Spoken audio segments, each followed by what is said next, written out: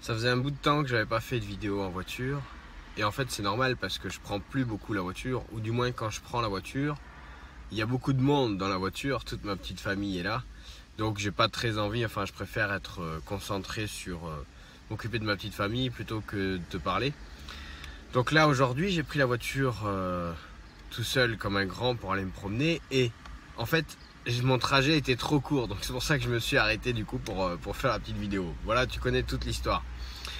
Et je voulais qu'on parle aujourd'hui des moyens de communication, parce que beaucoup trop de gens, peut-être que tu en fais partie, utilisent ces outils-là, utilisent ces moyens-là à l'utilisent mal en fait, et notamment sous le fait que ce soit ressenti comme une contrainte.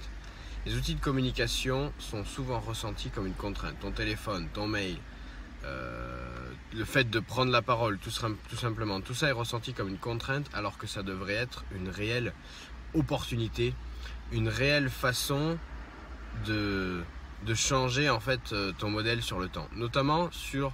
Alors on va prendre un truc extrêmement simple, ton téléphone, tout simplement ton téléphone. Est-ce que tu sais que cet outil-là, c'est exactement pareil pour ton ordinateur, c'est exactement pareil pour toutes ces choses-là. Est-ce que tu sais que chaque fois que tu utilises ces outils-là, tu pourrais être n'importe où sur Terre, n'importe où sur la Lune et demain n'importe où sur Mars. Sur la Lune et sur Mars, il y aurait effectivement un petit décalage, mais tu pourrais être n'importe où sur Terre et pouvoir utiliser ces outils-là exactement de la même façon que tu le fais actuellement sur ton bureau. Et ne serait-ce que de prendre conscience de ça, ça montre toutes les possibilités qui s'offrent à toi. Même les réunions. Les réunions, tu pourrais faire une réunion demain, tu pourrais organiser une réunion, même tout de suite avec ton téléphone. Tu peux organiser une réunion avec un Roumain, quelqu'un qui habite en Roumanie. Tu peux organiser une réunion avec quelqu'un qui habite aux États-Unis et avec quelqu'un qui est sur la Lune. Voilà, ces 4 personnes-là, vous allez vous réunir. Chacun sera en slip chez lui avec une chemise cravate. Et tous les 4, vous allez pouvoir discuter de sujets et faire avancer le truc alors que vous êtes chacun chez vous, dans votre environnement, tranquillement posé pépère.